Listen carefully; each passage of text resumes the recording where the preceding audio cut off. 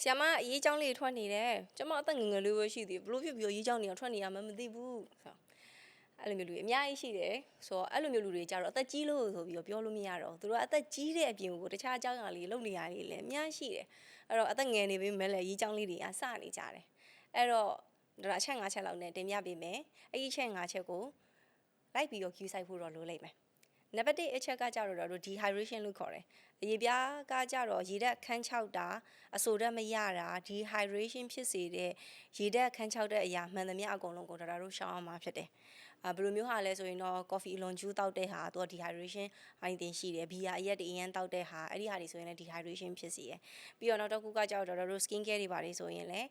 ဒါပုံမှန်လုပ်ရမယ်။ moisturizer တို့ sunscreen တို့ဆိုရင်အမြဲတမ်းလိုအပ်တယ်ပြီးတော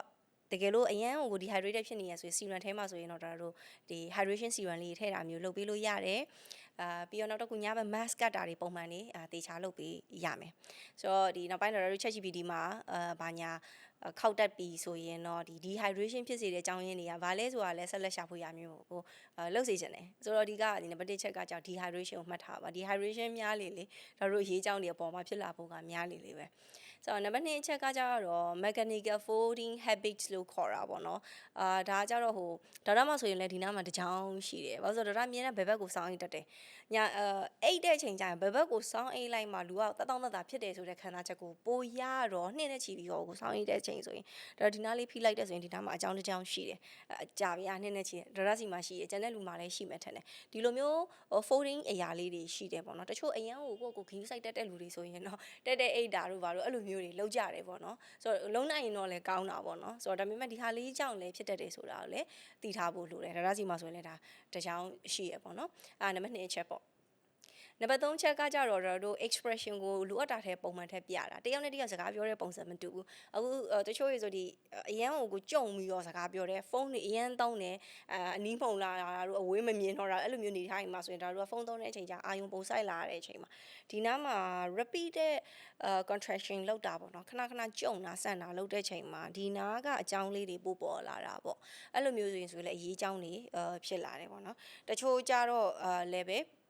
ဲဖုန်းသုံးများတယ်ဖုန်းသုံးများတဲ့ချိန်ကျဘာလုပ်လဲဆိုတော့ဒီ level ကိုအဲ့လိုမျိုးကြည့်ရတာများတယ်ပေါ့နော်ဆိုတော့အဲ့ချိန်ကျရင်ဒီအောက်နားလေးတွေမှာဆိုရင်လည်းပုံမှန်တဲ့အရေးကြောင်းလေးတွေပုံများတယ်ပေါ့နော်ဒီအောက်မှာရှိနေတာကြတော့ဒါလူတိုင်းမှာရှိနေရပဲပုံမှန်ပဲလို့ပြောပေမဲ့ဒေါက်တာဆိုရင်တော့ဒါလေးတွေကိုကြိုက်တယ်ဒါပေမဲ့တချို့တွေရှိတယ်ဒီ line တွေကိုလုံးဝမကြိုက်ဘူးအဲ့ line တွေမှာပျောက်ကျန်တဲ့လူတွေလည်းရှိတယ်ဆိုတော့အဲ့လိုမျိုးသူတွေအတွက်ကကြတော့ဖြစ်နိုင်တယ်ဆိုရင်ဖုန်းသုံးတယ်ဆိုရင်နည်းနည်းမျက်နှာလေးကဒီလိုမျိုးရှေ့ကိုထားပြီးတော့ဖုန်းလေးပုံမှန်ပေါ့နော်လက်တကန်းစာကွာပြီးတော့လောက်တာမျိုးလေးတွေရှိတယ်ပေါ့နော်iPhone သုံးတဲ့လူတွေဘာတွေမှာဆိုရင် setting မှာလေဒီ phone distance ကို on ထားတဲ့အချိန်ကြာရင်ဆိုရင်သူတို့ဖုန်းအရင်နီးတဲ့အချိန်ကြာရင်ဆိုရင်လည်းပဲသူအချက်ပြပေးရမျိုးလေးတွေရှိရပေါ့နော်အဲ့တော့ဖြစ်နိုင်တယ်ဆိုရင်တော့ဒီဟာလေးတွေမထင်စီခြင်းဘူးဘာညာဆိုရင်လည်းပဲမတ်သုံးတာခဝေးသုံးတာအဲ့လိုမျိုးပုံစံလေးနဲ့လည်းဒါတို့ practice လုပ်ပေးလို့ရတယ်ပေါ့နော်နံပါတ်4ချက်ကကြတော့ oxidative stressဖြစ်တယ်ပေါ့နော်ဒါတော့လူတိုင်းနဲ့ရင်းနှီးမယ်ဒါပေမဲ့လည်းလိုက်လို့ဖို့ခက်လွန်အားကြီးတဲ့အချက်များဖြစ်နေမလားမသိဘူးဒါပေမဲ့အရန်ကိုရေးပါတဲ့အချက်ဖြစ်တယ်ဘာလဲ oxidative stress ဖြစ်စီတဲ့အကြောင်းရင်းတွေအများကြီးရှိတယ် UV radiation ကကြတော့အရေးကြီးဆုံးပဲအဲကြောင့်တို့ sunscreen ကတနေ့ကို2ကြိမ်လောက်တော့တို့လိမ့်ငိုင်းတာဖြစ်တယ်ပေါ့နော်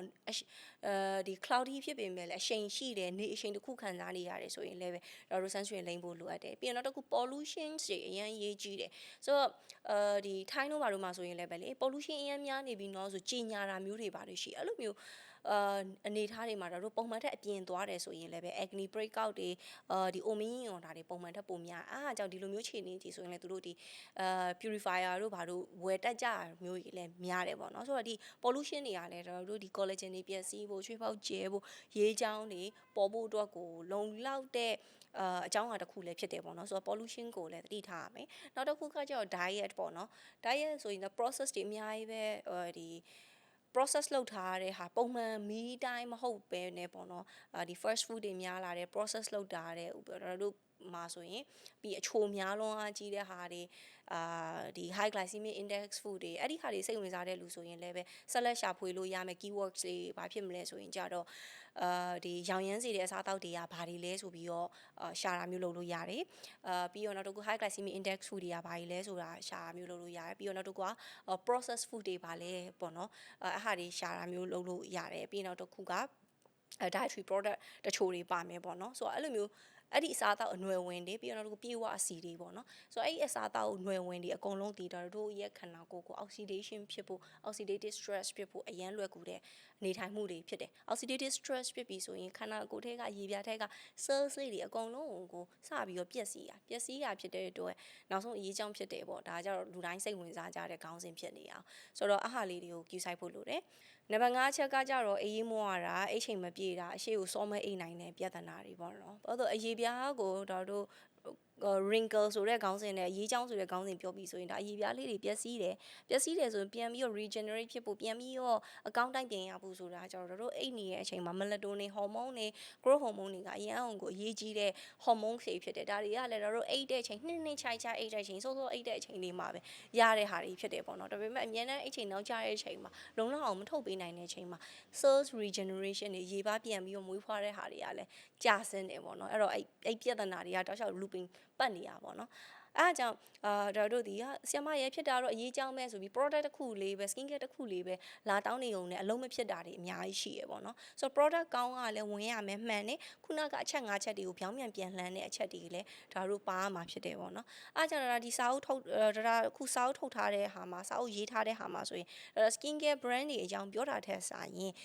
skin ကတကယ်လိုအပ်တဲ့ skin ကို care လုပ်ပြီးဆိုရင်ဒီ product တွေပဲမဟုတ်တော့ဘဲနဲ့တကယ် care လုပ်တဲ့ lifestyle ပါတယ်ဒီ oxidation တွေပါတယ်တခြားရှူထောင့်ဘက်ကနေအများကြီးပတ်ပြီးတော့လုပ်ရတဲ့ဟာတွေရှိရပေါ့နော်အဲအကြောင်းလည်းဒါဒီစာအုပ်ထဲမှာအဲ့ဒီအကြောင်းအရာတွေကိုဒါပို့ပြီးတော့ထည့်ပြီးတော့ရေးပေးဖြစ်တာလည်းဖြစ်တယ်ပေါ့နော်ဆိုတော့အသေးစိတ် detail လေးတွေဖတ်ချင်တာပါညာတယ်ဆိုရင်တော့လေစာအုပ်လေးလက်ထဲမှာရှိရဆိုရင်တော့အကောင်းဆုံးဖြစ်တယ်ဆိုတော့ဒီ video မှာအဓိကရချင်တဲ့ message ကကြတော့ဆီယမအရေးကြောင်းဖြစ်နေတယ်လို့ပြောတဲ့အချိန်ကျရင်